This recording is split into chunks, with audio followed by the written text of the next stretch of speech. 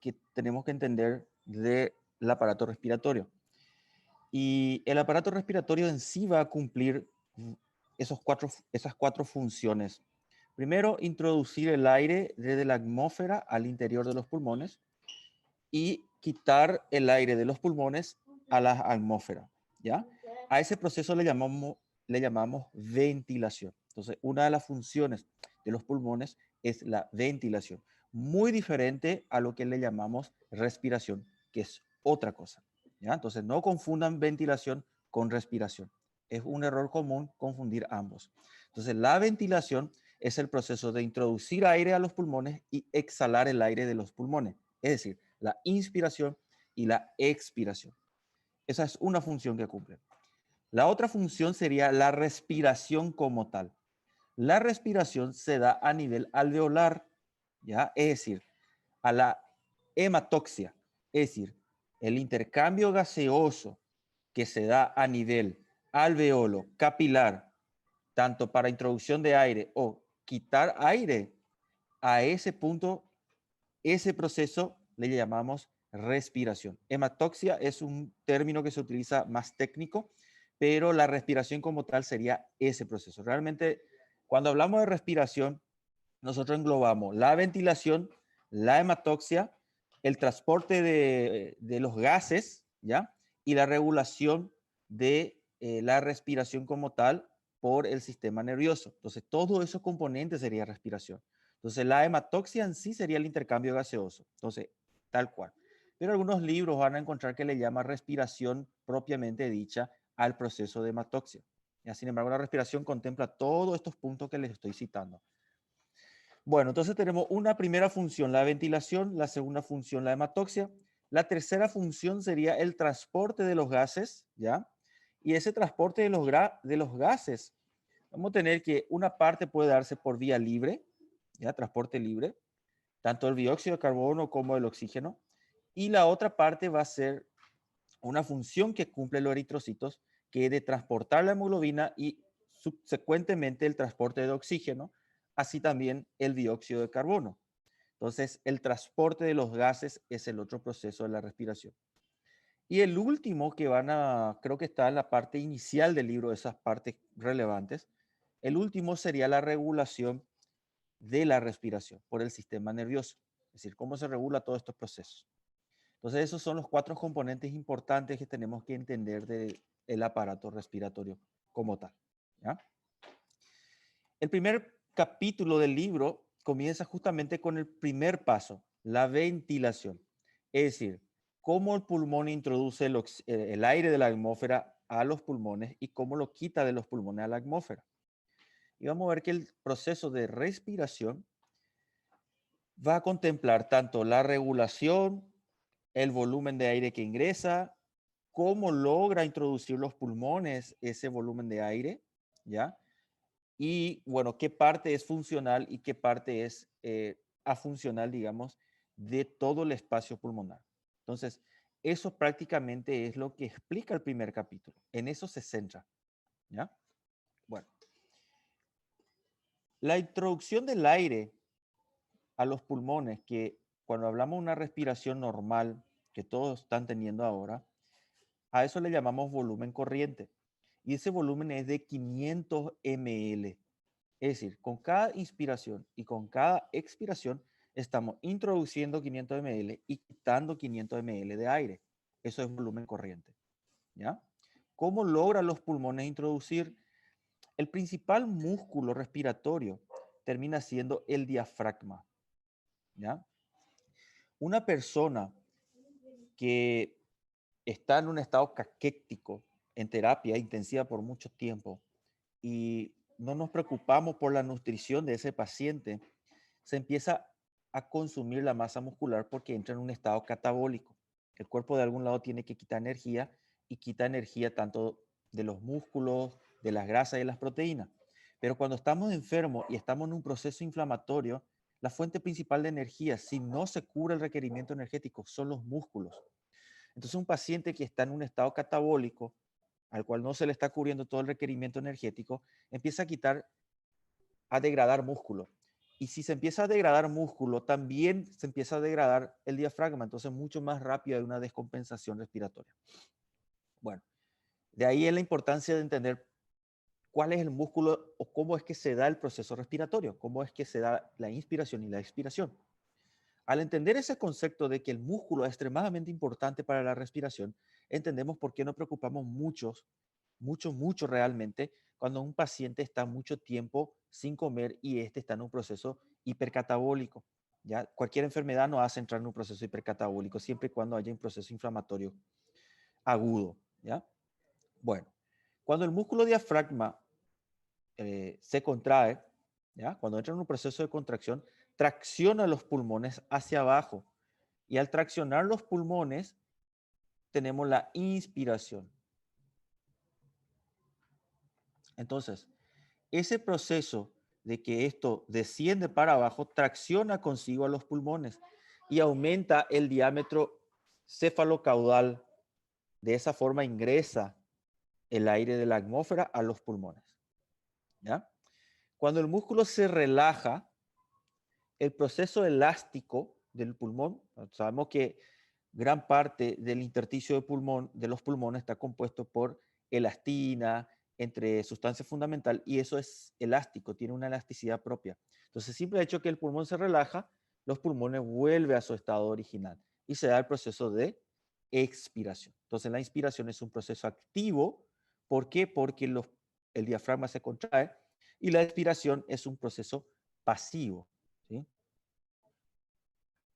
Bueno, no me responde.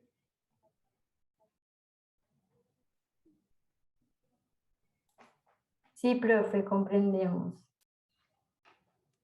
No, no me responde la computadora. Ah, está. Ahí está. Bueno, perfecto. Primer punto entonces, ventilación. Ventilación es el ingreso de aire y la salida de aire. Es tan simple como eso. La pregunta es, ¿cómo hace eso nuestro cuerpo? Lo hace gracias al diafragma.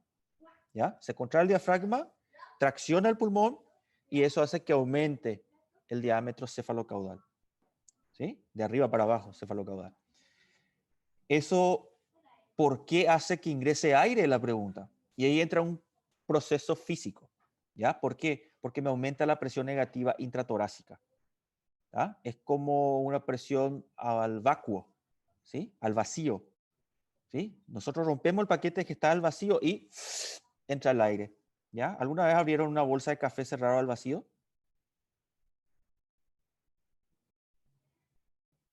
No, Nunca. Sí, ¿Eh? A ver los cafeteros. yo sí. ¿Sí? Y el que nunca abrió, ¿cómo estudia hasta la madrugada? Bueno, Tomando tereré. tereré, eso también ayuda. Bueno, van a comprar una bolsa de café y van a perforar y van a escuchar cómo entra el aire adentro. ¿Sí? Porque eso está a presión negativa. Así se logra el vacuo o el vacío. ¿Ya? Entonces, cuando le metemos un cuchillo, hace y el aire entra y se queda todo suelto y ahí ya podemos manipular. ¿Sí? ah, yo De- no había comprendido, profe. ah, pero ya entendiste. Sí, ahora Bueno, comprendí. de la misma forma, nosotros generamos casi un vacuo, casi un vacío, ¿ya? Casi un vacío cuando el diafragma desciende. ¿Por qué? Porque tracciona los pulmones cuando él desciende. Acuérdense que la base de los pulmones están adheridos al diafragma y eso cuando desciende estira los pulmones, ¿ya? Y al aumentar el diámetro anteroposterior aumenta la presión negativa dentro de la caja torácica y eso hace que entre aire desde afuera para adentro. ¿Sí? Bueno, esa es una parte. Hablamos de respiración tranquila, una respiración normal. ¿Cómo le llamamos a eso? Volumen corriente se logra con la respiración tranquila. Es decir, con la contracción del diafragma y la relajación del diafragma, yo estoy haciendo intercambio de aire o la ventilación de volumen corriente, 500 ml. Bueno, pero cuando queremos forzar la respiración y queremos hacer ese proceso inspiratorio profundo, ahí sí ya necesitamos otros músculos y como ven, de vuelta son músculos lo que ayuda a hacer la respiración profunda. ¿Ya? No sé cómo borrar esa flecha. Vamos a dejarla ahí, pero ya no voy a escribir encima. A no ser que este me funcione. Ah, ahí está. Bueno, entonces, necesitamos generar más vacío, más vacuo dentro de la caja torácica. Yo ya estiré cefalocaudal con el diafragma. Entonces ahora voy a estirar anteroposterior. ¿Ya? Entonces estiramos la caja torácica para adelante y para atrás. ¿Y cómo lo logramos? Con la contracción de los músculos accesorios de la respiración. Y ahí entra los intercostales externos, el esternocleidomastoideo, el serrato anterior y los escalenos. Todo esto cumple una función. Una, para la inspiración, elevar la caja torácica. ¿Por qué? Porque la costilla van en esta dirección. ¿Ya?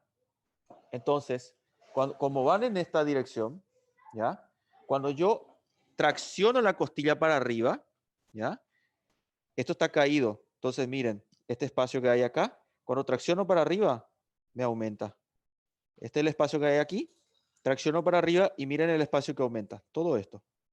¿Ya? Entonces logro aumentar el diámetro anteroposterior de la caja torácica. De esa forma hago un mayor vacío, un mayor vacuo, una mayor presión negativa dentro de la caja torácica y logro introducir más volumen de aire. ¿Ya? A ver si alguien se acuerda cuánto es el volumen inspiratorio forzado. Biofísica.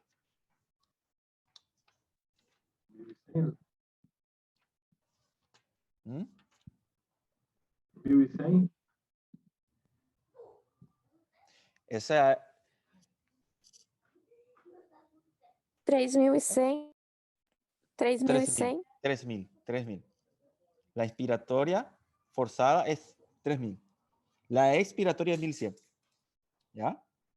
Entonces, cuando yo hago la contracción de todos estos músculos, aumento tanto la presión negativa dentro del tórax que me entra 3.000 ml de aire, que es el volumen inspiratorio forzado. ¿Ah? Estamos forzando la inspiración. También tenemos músculos para tratar de forzar la salida de aire. A ver, ¿por qué no me responde? Ahí. Y los músculos expiratorios lo que buscan es traccionar las costillas para abajo, hacer descender la caja torácica. Y ahí tenemos que el recto del abdomen, bueno, tiene adherencia en algunas inserciones, perdón, en la caja torácica, ¿ya? Diafragma, costillas y tracciona la caja torácica hacia abajo cuando se contrae el recto anterior, ¿sí? Y los intercostales internos. Todos ellos buscan descender la caja torácica. Lo que hace es presionar los pulmones prácticamente, disminuir el diámetro anteroposterior. El diafragma obviamente sube para arriba y con eso logramos hacer la expiración o forzar la expiración. Cuando hay una obstrucción y el aire no quiere salir, forzamos para que salga el aire con la contracción de los rectos, del recto del abdomen y los intercostales internos. ¿Ya? Por ejemplo, un paciente con asma logra introducir el aire con cierta dificultad, pero más les cuesta sacar ese aire. Entonces, van a ver que hay una mayor contracción del abdomen. ¿Sí? Estás tratando de forzar la salida. Pero cuando queremos meter 3.000 ml de aire, también, bueno, ahí vamos a tener los músculos accesorios inspiratorios y cuando queremos forzar toda la salida de ese aire, tenemos los músculos expiratorios accesorios. ¿Ya? Entonces, los músculos que van a tratar de introducir aire, la función principal que tiene es elevar la caja torácica. Entonces, esternocleidomastoideo tracciona para arriba, los escalenos, los intercostales externos por la disposición de sus fibras que va en dirección postero anterior, de arriba para abajo, ¿ya? De afuera para adentro. Entonces, los intercostales externos logran elevar la caja torácica. Los intercostales paraesternales, algunos libros no lo consideran, ¿sí? Pero también hay libros que lo consideran. El Stuart Fox lo considera, el Gaito no. Diafragma, ¿ok? Para forzar la expiración, bueno, principalmente el recto del abdomen es el vedet y los intercostales internos, ellos dos, ¿ya? Los otros, bueno, hay libros que consideran, otros libros no los consideran, ¿sí? Este es recorte del Stuart Force, por eso tenemos más músculos que ellos consideran, que también participan, por cierto. Ok, ¿qué es lo que buscamos hacer entonces? Para aumentar el volumen o el ingreso de aire dentro de los pulmones necesitamos aumentar el cefalocaudal, que ya lo hace el diafragma, y el anteroposterior, que lo va a hacer todos aquellos músculos que me eleven la costilla o que me eleven la caja torácica. Para forzar la expiración, lo contrario, ¿ya? Vamos a tener que el diafragma debe ascender, ¿sí? Debe ascender el diafragma presionando los pulmones en dirección cefalocaudal. Como ven, todo esto se estiró y cuando hacemos lo contrario, todo esto no me queda de pulmón, se está presionando, ¿ok? El diafragma lo hace cefalocaudal y todos los músculos que hagan descender la caja torácica me va a lograr hacer la expiración.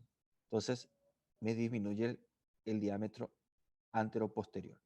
Todo este diámetro está reducido en comparación a todo este diámetro. Bueno, cuando nosotros tenemos un paciente que está forzando la inspiración, porque, bueno, entró una semilla o está con un proceso inflamatorio o está con una neumonía, el músculo que enseguida vemos que salta es, a ver, anatomía, ¿qué músculo es? Esternocleidomastoideo. Esternocleidomastoideo. Eso es muy fácil de ver. ¿Por qué? Porque los otros músculos necesitamos quitarle la ropa al paciente para ver. Pero esto, cuando llega a la urgencia, ya estamos viendo. Ya obvio, entra disneico el paciente. Pero cuando vemos que esto ya saltó, bueno, está usando un músculo accesorio. Y se puede agotar en cualquier momento el paciente, ¿verdad? Bueno. Musculación. ¿Cómo? Es una musculación. ¿Qué cosa? Nada, não, professor. É uma musculação forçada, que eu falei. Ah, es una respiración forzada, sí. Bueno. Aquí podemos ver, lamentablemente no es un video, pero cuando nosotros tenemos que el niño tiene una dificultad respiratoria, en ellos el esternocleidomastoideo no es que se nota mucho, ¿ya? En ellos se ve más la utilización de los intercostales, tanto internos como externos, ¿ya? Eso es característico. Y lo otro que se ve es la utilización de los rectos. Esos dos es lo que más nosotros vemos en niños que están con dificultad respiratoria. Si vemos que esto se mueve, hace esto entre la costilla, ¿ya? Está utilizando los músculos accesorios intercostales y eso es sinónimo de una dificultad respiratoria, tiene que llamar la atención y obvio, hacer todos los estudios pertinentes para descartar cualquier patología respiratoria, ¿ya? Essa Importancia de parte, entender eso, ¿sí? essa parte dos intercostais é involuntária ou é voluntária? ¿Perdón? Essa movimentação dos músculos intercostais é involuntária? No. Es voluntaria. Realmente cuando veamos la parte del centro respiratorio, nosotros tenemos las neuronas ventrales y dorsales, ¿ya? Uno lo hace inconscientemente y luego tenemos otra que la hace consciente. Pero cuando hay hipoxia, cuando hay caída o aumento, realmente es una hipoxia con consecuencia de un aumento de dióxido de carbono. Esto va a hacer que haya un aumento de protones de hidrógeno dentro del bulbo raquídeo en una zona que se llama, perdón, en una zona cerca de la protuberancia donde están alojadas unas neuronas que se llaman neuronas quimiosensibles. Esas neuronas terminan estimulando el núcleo ventral y dorsal y de esa forma aumenta la frecuencia respiratoria. Es inconsciente, pero lo podemos hacer consciente, ¿ya? Es decir, si yo hago una respiración forzada, yo estoy usando todos los músculos accesorios. Y eso es consciente, ¿ya? Pero cuando estamos en un cuadro respiratorio donde hay un aumento de dióxido de carbono o una caída de la saturación de oxígeno, también es inconsciente, ¿ya? Y ahí es donde entra el bulbo raquídeo, en base a las neuronas quimiosensibles que están estimulando ambos núcleos dorsales y ventrales al mismo tiempo, ¿sí? Vamos a profundizar en esa parte cuando entremos en cómo se regula la respiración, que es la cuarta clase. Bueno, entonces podemos hacerlo consciente, es decir, puede venir una señal de la corteza motora para hacer inspiración profunda y expiración forzada. Tanto la inspiración forzada como la expiración forzada es un proceso consciente que lo podemos hacer nosotros, ¿ya? Pero también puede ser inconsciente, ¿ya? Ahí es donde hay, digamos, la parte más primitiva del cerebro se cruza con la parte más nueva o el neocerebro, ¿ya? El neocorteza, neocerebro. Nosotros tenemos, cuando entremos en la parte de neuro, vamos a dividir entre el cerebro más primitivo o lo más básico, ya que lo tiene hasta un pez y animales bien básicos, y el neocerebro, que son todas las partes nuevas de la evolución a partir del Homo sapiens, ¿sí? Entonces, esas dos partes generalmente no se cruzan, es decir, la frecuencia cardíaca no podemos controlar nosotros, es primitivo, ¿ya? Lo hace el bulbo raquídeo. Pero el único que podemos hacer control consciente e inconsciente es la respiración, ¿ya? Entonces nosotros tenemos que cuando estamos muy ansiosos, y empezamos a controlar la respiración de manera consciente, indirectamente es la única forma de poder nosotros influenciar sobre el cerebro primitivo. Porque el cerebro primitivo lo único que sabe es alerta, peligro, libera ansiedad, aumenta adrenalina, aumenta cortisol, aumenta la frecuencia cardíaca y ya estamos ansiosos, ¿ya? ¿Y cómo lo podemos calmar? ¿Cómo podemos contrarrestar eso? Haciendo respiraciones conscientes, lentas, tranquilas. De esa forma estimulamos el parasimpático y estamos generando influencia sobre el cerebro primitivo y es la única forma en que nosotros podemos actuar. Por eso es que cuando se trabaja con personas con ansiedad bueno, los psicólogos le enseñan terapias respiratorias para poder disminuir esa ansiedad, ¿sí? Y bueno, las personas muy estresadas también. Y ahí entra el yoga y ciertas respiraciones que son donde se trabaja esa parte. Van a ver que cuando se hace respiración profunda en la meditación, en el yoga, se tiene que hacer con el abdomen, no en el tórax, en el abdomen, porque buscamos estimular el parasimpático. Es algo complejo, pero bueno, para tener en cuenta, ¿sí? Professor, Sí. então esse negócio então de você tomar um paracetamol e usar uma bala não diminui nada com a ansiedade, então não. Isso é mito. ¿Cetamol y bala? ¿Cómo es eso? Eu vou falar que você toma um paracetamol e você, quando você chupa uma bala, alguma coisa, quando você está muito ansioso, parece que vai a sua atenção para a boca. É o que eu ouvi falar, isso é mito, então, não faz sentido. No sabría decirte, realmente no sé, tendría que mirar qué estudio hay en base a eso, pero no sabría decirte, ¿verdad? Que o ansiolítico faz sentido, não faz? Porque você dá um ansiolítico, então diminui a respiração da pessoa quando você dá um ansiolítico. Sí, pero realmente ese ya es de acción central, ya va a actuar directamente sobre Bala, no va a bala afectar quer dizer confeito. placebo. Não, confeito, dulce. Dulce, ah, ya. No, realmente no sabría decirte, el cetamol tiene un mecanismo de acción directo, ¿verdad? Pero no tiene efecto sobre la ansiedad, o no hay al menos evidencia que muestre que el cetamol disminuye ansiedad. Sí hay otras cosas que pueden actuar sobre la ansiedad. En este caso, solamente como estamos tocando la respiración, les comenté que el compañero me preguntó si esto se puede hacer consciente. Sí, la respiración tiene una parte consciente y una parte inconsciente, ¿ya? Donde tenemos justamente la intersección del cerebro primitivo con el neocerebro, ¿verdad?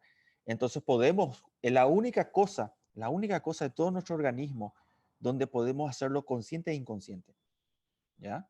La frecuencia cardíaca, por ejemplo, no podemos hacer eso. ¿Podemos influenciar la frecuencia cardíaca con la respiración?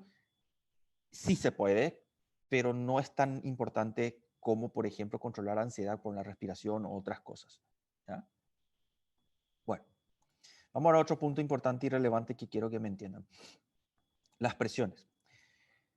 Cuando se da este proceso de inspiración, volumen corriente, nosotros tenemos, entendamos que la caja torácica siempre está a presión negativa. Siempre está a presión negativa. Y repito, siempre está a presión negativa, ¿sí? Y para que nunca se olviden, le voy a decir algo. Cuando nosotros hacemos una vía venosa central al paciente, ¿ya? Y le dejamos una vía venosa central, y venimos para retirar esa vía venosa central, hay una complicación muy frecuente en donde cuando se retira la vía venosa central y no se ocluye bien el orificio, entra aire y el paciente hace una embolia y muere, hace un paro cardiorrespiratorio. Porque se va gas, ocupa la cámara ventricular y el corazón no bombea. Falla, ¿sí? Bueno, es una complicación elevada. Entonces, eso es simplemente por quitar el catéter y no ocluir bien. ¿Por qué? Porque el tórax siempre está a presión negativa, entonces el aire entra por cualquier lado. Y si la persona hace una inspiración profunda, entra por cualquier lado. Lo ideal es que entre por la vía aérea, ¿ya? Pero si tenemos un orificio, va a entrar a la caja torácica. Y puede que ingrese incluso a la vena, ¿verdad? Y ahí te hace la embolia gaseosa. Ahora, si nosotros ponemos al paciente en posición Trendelenburg, ¿ya?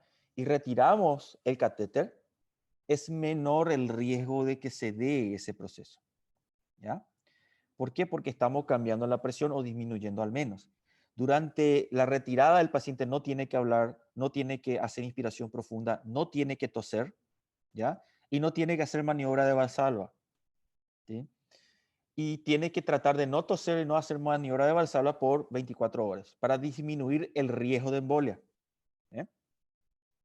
Bueno, entonces ahí ya tenemos una idea de que el aire va a entrar por cualquier lado de la caja torácica porque tiene presión negativa. Es una cosa que succiona. ¿Ya? Hace eso. Muy bien. Entonces, ¿cuánto es la presión negativa de la caja torácica? En un proceso inspiratorio, cuando estoy introduciendo aire, la caja torácica va a menos 7 centímetros de agua.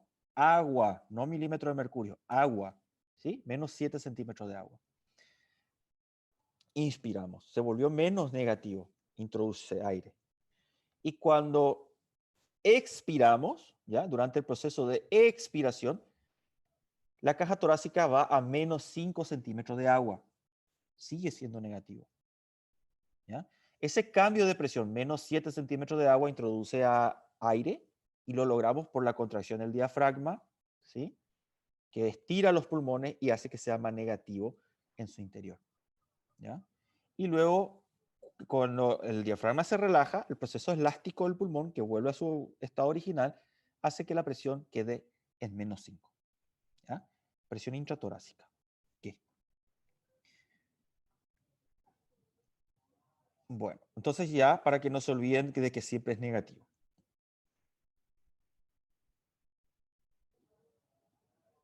Epa. Acá. Muy bien. Cambios de volumen, ¿sí?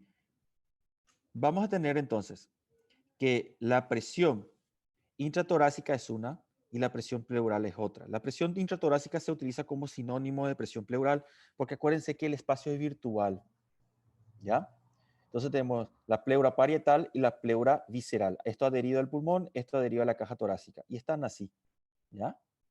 Y cuando hablamos de presión intratorácica, estamos hablando de la presión intrapleural, ¿sí? Porque prácticamente es pleura. Cuando el pulmón se estira para abajo, esto se estira y aumenta la presión negativa aquí. Cuando el diafragma se relaja, esto vuelve a su estado original y disminuye la tensión, entonces disminuye la presión aquí, ¿ya? Contracción del diafragma, estira los pulmones, aumenta presión. Queda más al vacuo. Se relaja el diafragma, disminuye la presión. ¿Ok? Bueno, entonces, en una inspiración, contracción del diafragma, la presión va a menos 7,5 centímetros de agua. 7,5. Y cuando se relaja el diafragma y se da la expiración, la respiración va a menos 5 centímetros de agua. ¿Ok? Ô, professor, Hola. quando uma pessoa tem pneumotórax, como que fica essa pressão? Ya vamos a llegar a eso. Les muestro enseguida. Justamente una radiografía de ahí. Bueno, entonces, tenemos que en la inspiración va a menos 7,5 y en la expiración a menos 5. Perfecto. Eso es dentro de la pleura. Pero ¿qué pasa en los alveolos? ¿Ya? Porque yo cuando estiro los pulmones, todos los alveolos también se están estirando. ¿Y qué pasa si todos los alveolos se están estirando? Me está aumentando el radio. ¿ya? Y ahí ya vamos a ver por la ley de Laplace que cuando me aumenta el radio, también, bueno, disminuye la presión dentro del alveolo. Y si me disminuye va de más 1, 0, menos 1. Entonces, nosotros tenemos que cuando estamos haciendo la inspiración y todo el parénquima pulmonar se está estirando, me aumenta el radio de los alveolos, haciendo que, por la ley de Laplace, al aumentar el radio del alveolo, caiga la presión y vaya a menos 1. Y eso hace que el aire entre dentro de los alveolos. ¿Ya? Ahora tenemos aire circulando en los alveolos. Luego, cuando el diafragma se relaja y todo el parénquima del pulmón vuelve a su estado original, me disminuye el radio del alveolo. Y al disminuirme el radio del alveolo, la presión que estaba en menos 1 va para más 1. Entonces el aire que estaba aquí vuelve a aumentar, haciendo que el aire que está en el alveolo salga de ahí. ¿Ya? Entonces de esa forma es un ciclo. ¿Ya? Muy bien. Hay una forma que nosotros medimos cuánto es el volumen o la capacidad pulmonar en parte, ¿ya? Y le llamamos a ese proceso presión transpulmonar. Y la presión transpulmonar es la diferencia que hay entre la presión intraalveolar y la presión intratorácica. Esa diferencia de presión, ¿ya? Es lo que va a determinar cuánto volumen de aire va a entrar. Y por cada 1 centímetro de agua que me aumente esta presión transpulmonar, me entra 200 ml de aire más. Es decir, que si se contrae el diafragma y me lleva a menos 7 centímetros de agua la presión torácica, ¿ya? Me aumentó esta diferencia. Pero si se contrae también los músculos accesorios, esto va a ir mucho más negativo, va a ir mucho más para abajo, menos 8, menos 10, menos 12. ¿Qué me está aumentando? La presión transpulmonar. ¿Ya? Y por cada 1 centímetro de agua que me aumenta la presión transpulmonar, me entra más 200 ml de aire. Y tenemos que el volumen inspiratorio forzado es de 3000 ml. ¿Sí?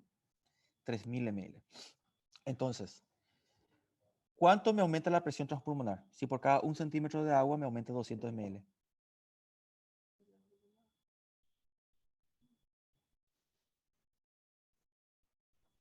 Não, você pode repetir a pergunta, doutor? Acho que não compreendemos. ¿Cuánto aumenta la presión transpulmonar para el ingreso de la... ¿cuánto me aumenta la presión transpulmonar para la inspiración forzada?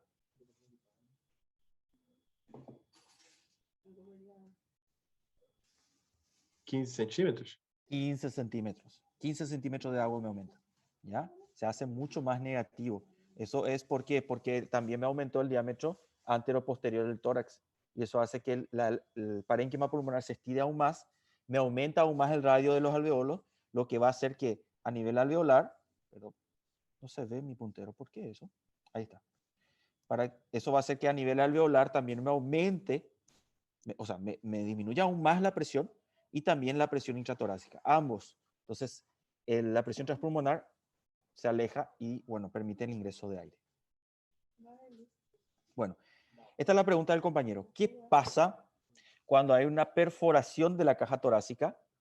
Y, bueno, tenemos pleura parietal, pleura visceral. Ambos hay un espacio virtual, pero cuando se perfora esto, por A o B motivo, ¿ya? Va a ingresar aire al parénquima, o sea, en la cavidad pleural. ¿Y qué pasa? Esta es la pleura visceral. Todo ese espacio que era virtual se ocupa por aire y la víscera queda achicharrada.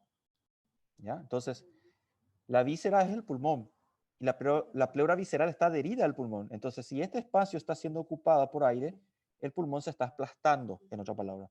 Entonces, aquí nosotros vemos la línea pulmonar. O lo que sería, todo esto sería el pulmón, la víscera, y aquí vemos la línea, ¿ya? Perdón. Aquí vemos la línea del pulmón. Todo esto está ocupado por aire. ¿Por qué? Acá estas tramas son vasos sanguíneos de alveolos. ¿Sí? Es decir, estos son parénquima pulmonar. ¿Por qué? Porque veo los vasos sanguíneos y alveolos. ¿Ya? Estas tramas blanquitas que vemos aquí, pues blanquita le digo para que me entiendan, ¿ya? Realmente es radio opaca, se le dice en términos técnicos. Esta trama que nosotros vemos aquí, no está aquí. ¿Ven? O sea, aquí no hay parénquima pulmonar. ¿tá? Este espacio está ocupado por aire, ¿sí? Bueno, ¿cómo nosotros volvemos a hacer esto negativo? Le colocamos un tubo, ¿ya? Sellado por agua para poder volver a hacer un vacuo, para poder volver a hacer un vacío. Entonces, de esa forma, el aire que está aquí empieza a salir por ese tubo y el parénquima pulmonar vuelve a su estado original.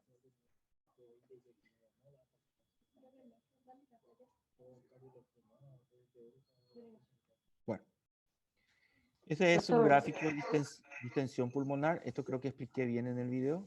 Sí, O senhor pode voltar na diapositiva anterior? esto. Isso. Essa Sim. parte branca do lado direito, pequena, seria o pulmão que foi todo contraído por esse ar nessa área preta? Bueno, Valeu, Daniel, obrigado. esta parte está el pulmón Não, o outro lado, direito. y esta parte no hay pulmón. Isso. O sea, aquí está el pulmón. Essa parte. Isso. ¿Ya? Esta parte está ocupada por aire. Por eso no vemos la trama de los vasos sanguíneos, que son estas líneas que vemos aquí. ¿Ven? Deste lado aí, o pulmão está onde está passando essa setinha. Esto está normal. Isso. Y aquí no, Ah, justamente. ¿Sí? entendi. Obrigada. ¿Ya? Bueno. Esta parte está ocupada por aire, entonces, como lo único que tenemos entre la caja torácica y el pulmón es la pleura torácica que está adherida a la caja y la pleura visceral que está adherida al pulmón, cuando este espacio es ocupado por aire, ¿ya? El pulmón se achicharra, ¿sí? ¿Ok? Entonces todo esto queda ocupado por aire. Cuando este aire vuelva a salir de aquí, esto se va a distender y la pleura que es visceral va a estar casi adherida a la pleura, no adherida, sino pegadita, bien cerquita de la pleura parietal. ¿Ah? La pleura parietal lo vemos porque está adherida a toda la caja torácica. Y la pleura visceral está adherida al pulmón. Entonces esto vuelve a tener el espacio que llamamos virtual. ¿Sí? Principio básico de anatomía. Bueno, esta parte es un gráfico que demuestra la distensibilidad pulmonar, es decir, esa elasticidad del cual nosotros hablamos, ¿sí? Entonces, nosotros vemos que a nivel vertical tenemos cambio de volumen en ml, ¿sí? Y a nivel horizontal vemos la presión que se genera en la pleura, ¿sí? Entonces, durante la inspiración nosotros vemos que desciende la presión, ¿ya? A volúmenes negativos y como ven, cuando vamos hacia este lado del gráfico se vuelve más negativo. Y ven que a medida que viene hacia la derecha, el gráfico va aumentando en volumen. ¿Ya? Entonces, va haciéndose negativo y el volumen va aumentando. Cuando llega a menos 6 centímetros de agua, tenemos el volumen corriente que es de 500 ml. Luego se relaja el diafragma y la elasticidad pulmonar hace que la presión vaya descendiendo y el volumen vaya descendiendo también de esa manera. ¿Ya? Entonces, si yo hago más negativo la presión intratorácica, ¿ya? Quiere decir que va a entrar mayor volumen de agua, o sea, mayor volumen de aire. ¿Ya? ¿Por qué? Porque a medida que vengo hacia este lado de mi gráfico, me aumenta el volumen. Y si sigo viniendo hacia este lado, me va a seguir aumentando el volumen. Se relaja y todo esto cambia. ¿No? Es como interpretar este gráfico. Bueno, luego tenemos la parte del surfactante. El surfactante lo que hace es disminuir la tensión superficial de los alveolos. ¿Ya? La tensión superficial es casi un estado de atracción que hay entre las moléculas que haga que, lo vemos más con el agua, ¿ya? Hay un material que le voy a colocar donde explica bien detalladamente la tensión superficial y queda bien fácil de entender, pero lo que nosotros tenemos es que el alveolo en sí, ¿ya? El alveolo en sí, que sería todo esto, acá vemos un espacio alveolar, tiene tendencia a colapsar, ¿ya? Tiene tendencia a colapsar, porque las moléculas quieren juntarse y formar una gota. ¿Ya? Esto está rodeado de agua, quiere formar una gota. Entonces, cuando hay presencia de surfactante, el surfactante disminuye la tensión superficial del alveolo. Disminuye. Entonces, sin surfactante, la presión de colapso del alveolo es 4,5 veces mayor. Pero con la presencia de surfactante, esa tendencia a colapsar disminuye. ¿Cuánto disminuye? 18 milímetros de mercurio es la presión a colapso, es decir, 18 milímetros de mercurio es la tensión superficial del agua que está alrededor del alveolo sin surfactante. Con el surfactante baja eso. ¿Ya? Necesitamos el surfactante para que los alveolos no colapsen. Es esencial y sin surfactante no hay vida. ¿Ya? Se necesita para mantenerse vivo porque si no los alveolos no se abren, por decirlo de una forma. ¿Ya? Entonces, lo que mantiene el alveolo, digamos, aireado y sin colapsar es el surfactante que lo rodea. Si no hubiese surfactante, esto colapsaría. ¿Ya? Con surfactante queda así, sin surfactante colapsa. ¿Ya? Bueno, entonces nosotros vamos a ver que toda la pared alveolar está cubierta por una fina capa de agua. A esa fina capa de agua le llamamos interfase aire-agua. ¿Ya? Y el agua tiene tendencia a formar gota.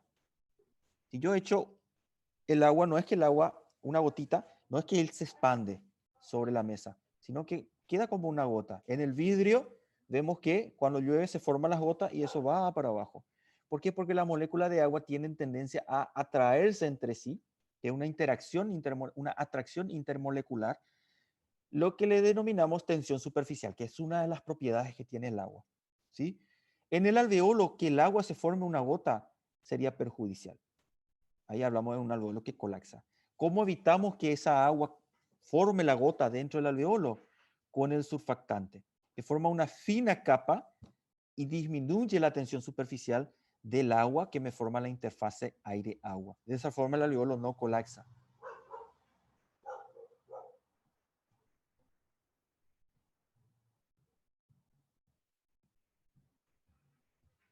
Estos ya son los volúmenes que conocemos por biofísica.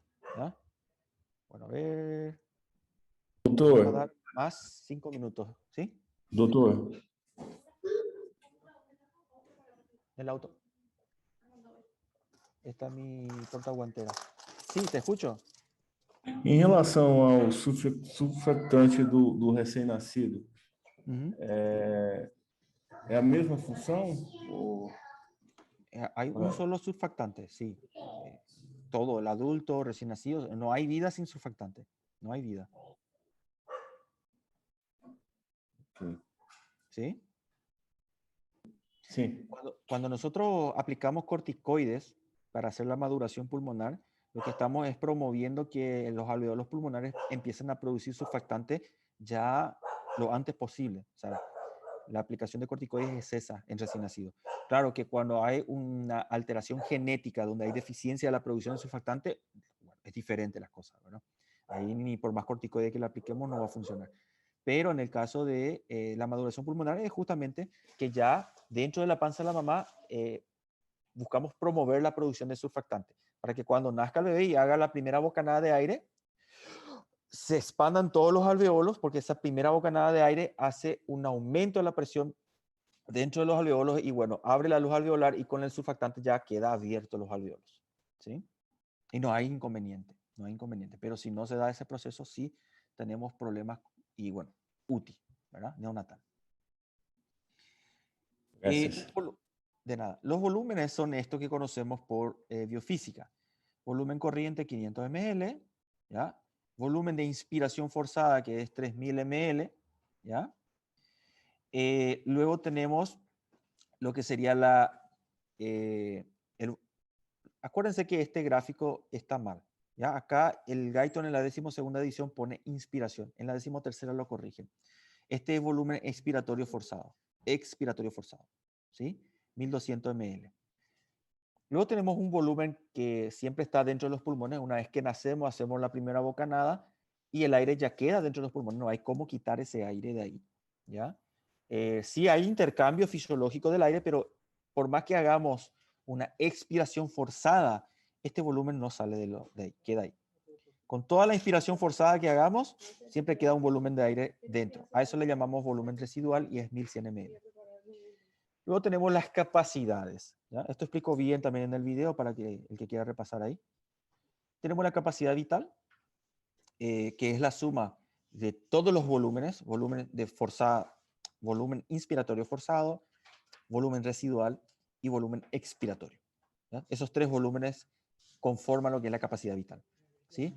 Luego tenemos la capacidad total pulmonar, ¿sí?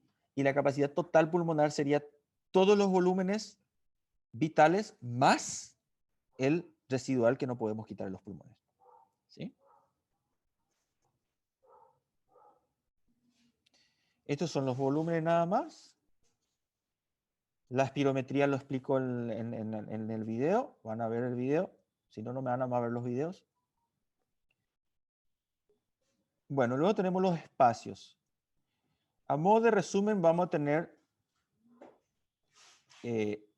dos zonas. Tenemos una zona fisiológica y las zonas muertas, ¿ya? La zona, o denominada también espacio muerto, se divide en espacio muerto fisiológico y anatómico, ¿ya? El espacio muerto fisiológico son alveolos que no están expandidos. Entonces, o son zonas del pulmón donde no hay flujo sanguíneo, o es mínimo y no se puede hacer intercambio. O sea, ¿se puede hacer intercambio gaseoso? Se puede, pero si no hay flujo sanguíneo, no va a haber intercambio gaseoso. A eso le llamamos espacio muerto fisiológico, que se dan en tres zonas dependiendo de cómo estemos. Si estamos en decúbito supino, ¿ya? Los espacios fisiológicos es de arriba para abajo. Arriba no hay intercambio casi. Zona 1, zona 2 y zona 3. Zona 2 y zona 3 hay intercambio gaseoso, ¿ya? Si estamos en bipedestación, parados, zona 1, zona 2 y zona 3. Base de los pulmones sería zona 3, donde hay intercambio gaseoso constante. Zona 2 va a ser intermitente, intercambio gaseoso. Y zona 1 no hay intercambio gaseoso. ¿Por qué? Porque no hay flujo sanguíneo. Eso vamos a entender mejor en la siguiente clase, porque voy a explicar de vuelta eso. Pero para tener en mente que hay zona muerta fisiológica, que vamos a profundizar en la siguiente clase, y zona muerta anatómica. La zona muerta anatómica son las vías de conducción de aire. Vías aéreas superiores, tráquea, bronquios, ¿ya? Esas son zonas donde no se puede hacer intercambio gaseoso, ¿ya? No se puede hacer hematoxia, ¿ok? Se puede hacer hematoxia solo a nivel alveolar. Ok, perfecto. Entonces, esas son zonas muertas fisiológicas y zonas muertas anatómicas. ¿Las zonas muertas cumple función? Sí, cumple función. Si bien la zona muerta no puede hacer intercambio gaseoso, cumple función. ¿Qué función cumple? Es la pregunta. Calentar el aire que va entrando, ¿sí? Y hacer llegar los alveolos a 37 grados, 36,5, 36,6, 36,7, 36,8, 36,9, 37. Humidificar el aire.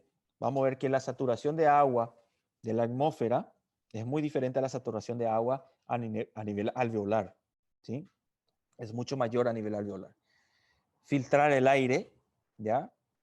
Los cilios de la vía aérea, la función que cumple es justamente evitar que lleguen patógenos hasta los alveolos o cuerpo extraño, y filtra el aire de esa forma, y limpiar el aire, ¿ya? Tenemos que eso es la función de las zonas estructurales anatómicas denominadas espacios muertos, ¿sí? Que son las que están ahí. Y luego tenemos la zona respiratoria. La zona respiratoria va a estar siendo conformada por los bronquiolos y los alveolos, ¿ya? Esas son zonas respiratorias, siempre y cuando esté con irrigación. Las zonas que no están irrigadas le llamamos zonas muertas fisiológicas, ¿ya? Van a haber alveolos donde hay bajo flujo sanguíneo y bueno, eso no permite intercambio gaseoso y le llamamos zona muerta fisiológica, zona 1 en específico. Y bueno, la zona respiratoria tal cual es donde están los alveolos, hay flujo sanguíneo y permite intercambio gaseoso. Bueno, estas son patologías ya, hablo de ello en el material, del reflejo de oxígeno y estornudo también hablo en el material, ¿ya? Bueno, ahora van a dirigirse a la plataforma otra vez. Y van a responder de vuelta las preguntas.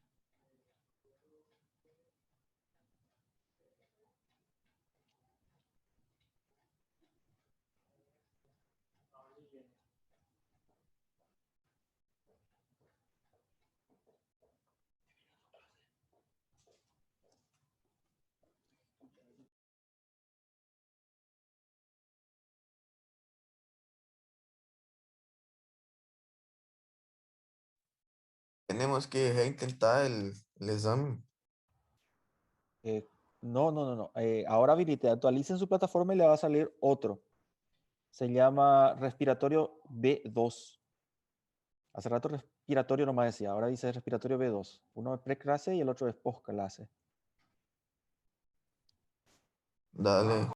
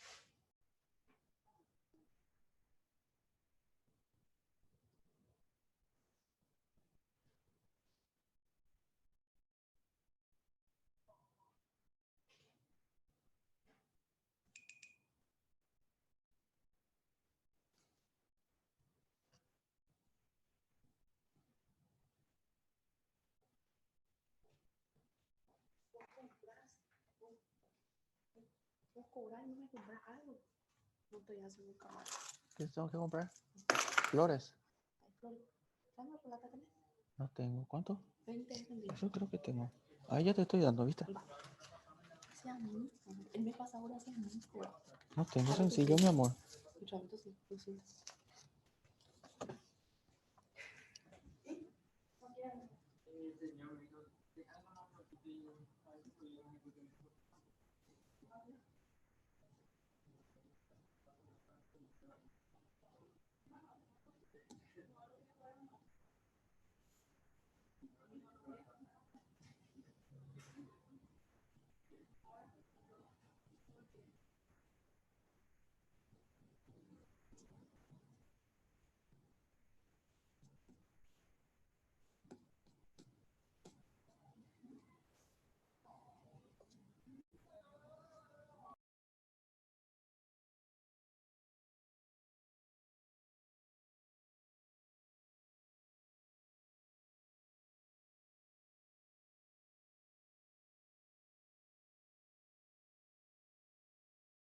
¿Le apareció a todos?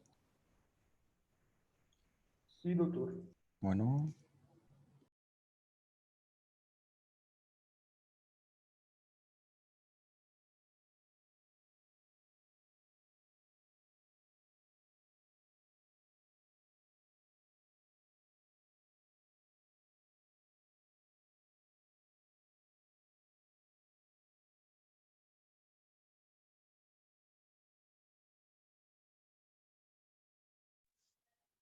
Só vai liberar as respostas agora, prof?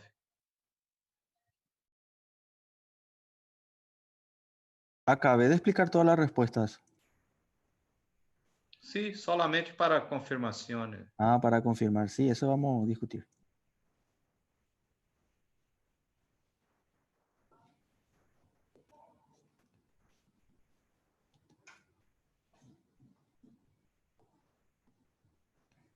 Ahora voy a mirar esa...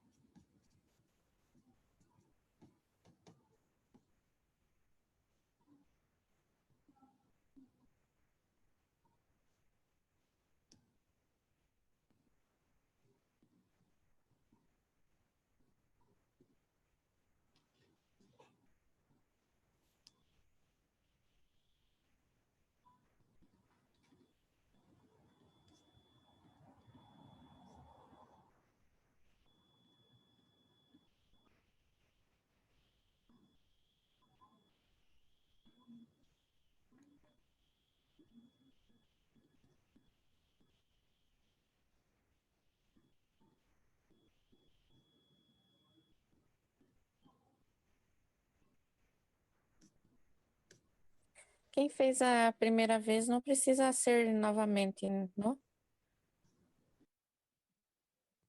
Tiene que hacer los dos, porque va a valer como asistencia. Ah, La los primera, dos. la primera es la primera asistencia y ahora es la segunda al responder el cuestionario. ¿Ya?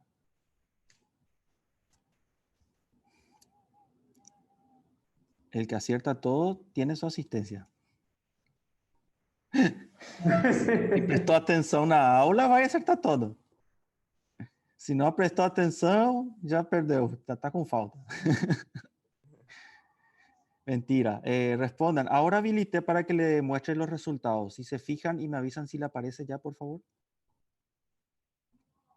La respuesta correcta para visualizar. Sí, profe, a mí me aparecen. Genial. Ya está entonces. Ahí ya van a poder ver sus resultados. Bueno, eso voy a dejar habilitado más 5 minutos. Después lo vuelvo a desactivar. ¿Ya? Lo vamos a ver el viernes. Y ahí vamos con el siguiente capítulo que nos queda de esta semana. 39 creo que es. 39. ¿Estamos? Y sábado, renal. ¿Ok? A la 1. Porque es el único día que sé que no le va a coincidir con otra materia y es donde me queda más espacio para poder terminar esa parte. ¿Sí? La asistencia de los sábados no es obligatoria. Tengan en cuenta eso. ¿Sí? No voy a tomar asistencia los sábados. Es para recuperar la clase perdida y bueno, de aquel que pueda asistir, perfecto. Le espero sábado a la 1. E doutor, vai discutir alguma que pode discutir alguma questão aqui, não? Desse intento? Y ahora ya pasó todo nuestro tiempo, pero ¿cuál es tu duda? Haceme tu pregunta, porque creo que todo expliqué. No sé si se me Não, pasó algo. sim. A primeira pergunta foi que o pulmão, eu entendi que perguntou que o pulmão podia expandir-se a duas maneiras. Ujú. Sí. E aí eu respondi que era verdadeiro, mas aí está como falso a resposta correta. No, ese es verdadero entonces. Es un error entonces. Es verdadero. Ah, tá. El pulmón tiene dos formas de expansión, así mismo. Doutor, Sí, a questão 3 também é verdadeiro? Ó, é falso? déjame mirar.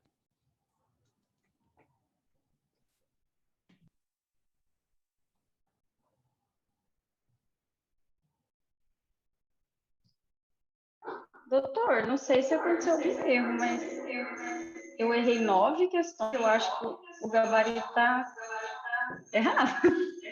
No sé. Bueno, aquí vamos. Los pulmones pueden expandirse y contraerse de dos maneras. Sí, ya hay dos formas de hacerlo. ¿Sí? O gabarito está errado dessa, então. Esta es verdadera. ¿Sí?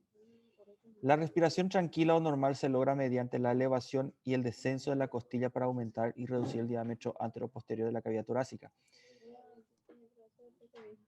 Las costillas me aumentan el diámetro anteroposterior. Eso sí es cierto, pero lo que no es cierto es que es una respiración tranquila. La respiración tranquila es con el diafragma. ¿Ya? Entonces esta era falsa. ¿Ok? El diafragma, respiración tranquila. La costilla o la caja torácica no participa. Cuando se eleva o desciende la caja torácica estamos hablando de un músculo accesorio de la respiración. Y eso es para forzar la respiración, no una respiración tranquila. Durante la inspiración, la presión pleural desciende a 7,5 milímetros de mercurio. No, es centímetro de agua. ¿Es 7,5? Sí, pero no es milímetro de mercurio, es centímetro de agua. Entonces esta es falsa. Esa la aclaré. Verdade, doutor. Ai, ai, 3 ai. veces dije durante la clase, centímetro de agua, centímetro de Ele agua. pegou legalzinho nesse daí. Essa eu também fui de ralo. El volumen corriente es de 1100 ml. ¿Cuánto es el volumen corriente? 500. 500, ahí está, falsa. Durante la inspiración, la presión intraalveolar disminuye a menos 1 centímetro de agua. Sí, es menos 1 y es en centímetro de agua. Verdadero. Y habla de inspiración. Si es expiración, sería más 1. E doutor, não é 2,5 aí, não? No, 1 es. 1 es. Puede aumentar más que eso sí, pero el mínimo para el volumen corriente es menos 1 más 1. ¿Sí? Porque o volume corrente não são 500 ml? 500 ml. E aí, para cada 1 centímetro, são 200. No de la presión alveolar, de la presión transpulmonar, que es la diferencia entre la pleural y la alveolar. Ah, compreendi. Es diferente la transpulmonar. Justo confundiste ese, pero para mirar un poquito y repasar otra vez entonces. Ah, já lembrei do gráfico. Tá correto, Sérgio. O prof falou que ela vai como mínimo até menos 1. Mas na questão ela fala que ela vai até menos 1. No. Este en el caso es para volumen corriente. ¿Ya? La presión, durante la inspiración, la presión intraalveolar disminuye hasta menos 1 centímetro de agua. Es correcto, ¿verdad? ¿Puede ser más? Sí, puede ser más. Puede hacerse más negativo con la respiración forzada. Compreendi, graças. Professor, Sim. Uma respiração normal, né? O senhor diz aí que é tranquila, normal. Só se usa o diafragma? Na corriente, sim. Na corriente, sim. Solito? Solo, diafragma. Nada más. Solo. Solo diafragma. En la corriente, ¿ok? Corriente. Respiración normal. Bueno, vamos a seguir porque ya terminó nuestro tiempo. Por cada aumento de 1 centímetro de agua de la presión transpulmonar, los pulmones introducen 500 ml de aire. Falso, es 200. Esa era la pregunta. ¿El surfactante aumenta la tensión superficial? No, el surfactante disminuye. Entonces esta es falsa. Ante la ausencia de surfactante, la presión alveolar sería 4 veces mayor. Eso sí es verdadero. Los espacios muertos son zonas donde no se produce intercambio gaseoso. Es verdadero. Professor, aquela lá da ausência do surfactante não seria falso porque não teria vida? Com a presença do surfactante, a alveolar seria 4 vezes maior, mas como não teria vida... No sé cómo no tenía vida, pero el surfactante lo que hace es disminuir la tensión superficial 4 veces la que sería sin surfactante. O sea, disminuye 4 veces eso, ¿verdad? De 18 centímetros... Você não tinha falado que sem surfactante não tem vida? Não haveria vida. Vai colapsar. Vai colapsar el alveolo. Então não vai ter nenhuma pressão aí. Então, va a haber presión, mucha presión va a haber. Por eso no se expanden los alveolos. Va a haber 18 milímetros de mercurio de presión que evita que los alveolos se expandan porque hay ausencia de surfactante. ¿Sí? Lo que hace el surfactante es que la presión del alveolo disminuye y eso hace que se pueda expandir. ¿Sí? Entonces, sí hay presión. Por más que el paciente esté muerto porque no hubo surfactante, es que por ausencia de surfactante, la presión alveolar estaba en 18 milímetros de mercurio y eso impedía que el alveolo se expanda y por eso obviamente falleció, ¿verdad? Ya en anatomía patológica estaría viendo eso, pero sí, es así.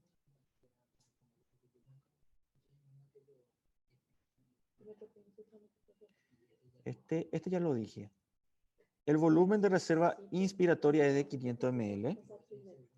Bueno, ahí es el volumen corriente, por ende es falso, ¿verdad?